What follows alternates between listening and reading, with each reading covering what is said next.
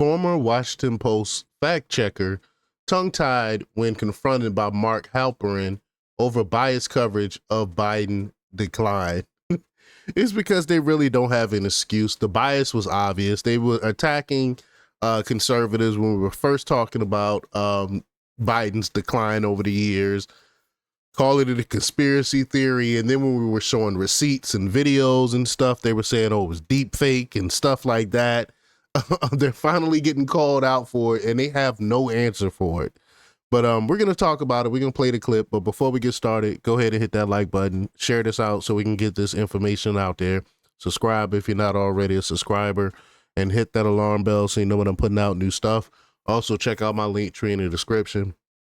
It has a link to my Patreon. That's where I talk about things that I can't talk about here. There's also a link to my Instagram and my X account, so follow me there as well. All right, let's get into this news. Now, this comes from the Washington Post. I'm sorry, not the Washington Post. This comes from the Gateway Pundit, sorry. And they report that former Washington Post fact checker Glenn Kessler was recently confronted by independent journalist Mark Halperin about the paper's biased coverage of Joe Biden's cognitive decline.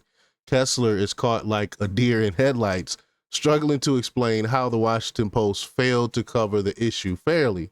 One of the most amazing things about their exchange is that Kessler inadvertently admits that he and the Washington Post were more interested in disproving claims by conservative media than they were about getting to the truth about Biden.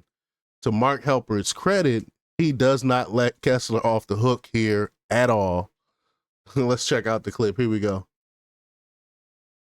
Regarding Joe Biden, when you looked at the question of whether the videos being played largely in conservative media that showed apparent cognitive decline of the president, what conclusion did you reach in fact checker about those videos?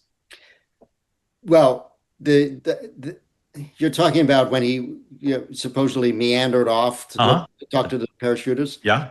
So that fact check was looking specifically at how that video was being portrayed Correct. on news sites. Yes, sir. And what we did was we went and got the full video and the full context, because it looked like the way it was cut, and particularly distributed by the RNC, it looked like Joe Biden was wandering off, and it didn't show him talking to parachuters. What we showed was that he was talking to parachuters. Yeah. Now, and I have said this before. Hold on. Before I let him finish, where was this due diligence when it came to the very fine people thing?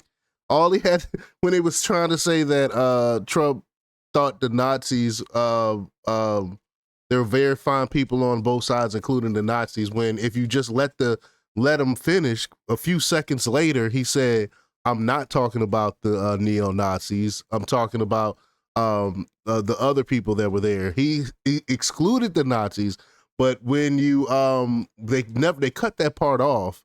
But where was the fact check when it came to that? Like these people are so deceptive. It is obvious bias because they don't give that same due diligence to conservatives.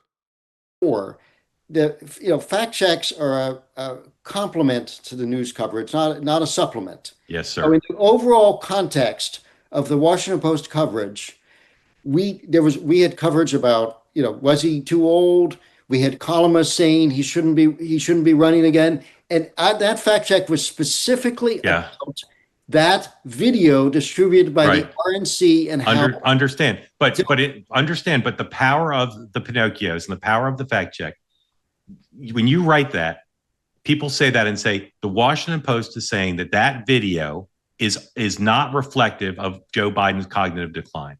That's what people take from that. They do. They do, Glenn, they do. You know the power that you had in that job. So do you think the Washington Post, how would you rate the job the Washington Post did in covering Joe Biden's, not his age, not whether David Ignatius thought he should run again, but how good a job would you say the Post did in covering the reality of Joe Biden's cognitive decline? I would say, so there was a lot of effort to produce a story that would look very carefully at what seemed to be a cognitive decline. It never came together because we couldn't get enough people on the record. Glenn, Glenn. Hold on. Has that ever stopped the Washington Post from reporting on the story before? Not getting enough people on the record? This is so disingenuous. Do you know the moment where Joe Biden spoke to a dead congresswoman at a public event? Are you familiar with that moment? Yes. Okay. Yeah. Well, what kind of sourcing did you need to say Joe Biden was suffering cognitive decline? Look, Did you see him trailing off regularly? What kind of sourcing was needed? Look, I can't get too deep in the weeds of what happened at my former news Well, but you weren't in all the meetings, but you read the coverage. You read the coverage. I'm telling you, there was a lot of effort to produce the story, that you are asking for, and it didn't come together. That is my understanding. I was not in the meetings. And, understood. And yes, in retrospect, one could say, God, that was a real missed opportunity. It's also difficult when you're taking on the president of the United States and you want to say, okay, we think there's a cognitive decline, and we want to get people on the record as actually saying this. I mean, and because it's a very serious accusation, and you know that on the left, there's all this chatter about Trump's cognitive issues. Now, But Glenn, when you write a column that says the RNC is producing misleading video because Joe Biden wandered off and talked to paratroopers, that is taking the credibility and power of you, the fact checker column, and the Washington Post, and saying, in effect, not this one little thing is wrong, but let's remind you that he talked to a dead congresswoman. You are saying in that column to any normal reader, the Washington Post is saying the chatter about cognitive decline is made up. Facts. He got no answer for any of that. Glenn Kessler recently took a buyout to lead the Washington Post instead of complying with new policies to make the paper more balanced. He will not be missed because he's still covering for the bias of it, of the Washington Post, even though they're trying to correct some of those things now. Ridiculous. But y'all let me know what y'all think about all this. Leave y'all comments down below. Like, share, and subscribe. And check out jjthepsychotherapist.com for the latest in news. Until next time.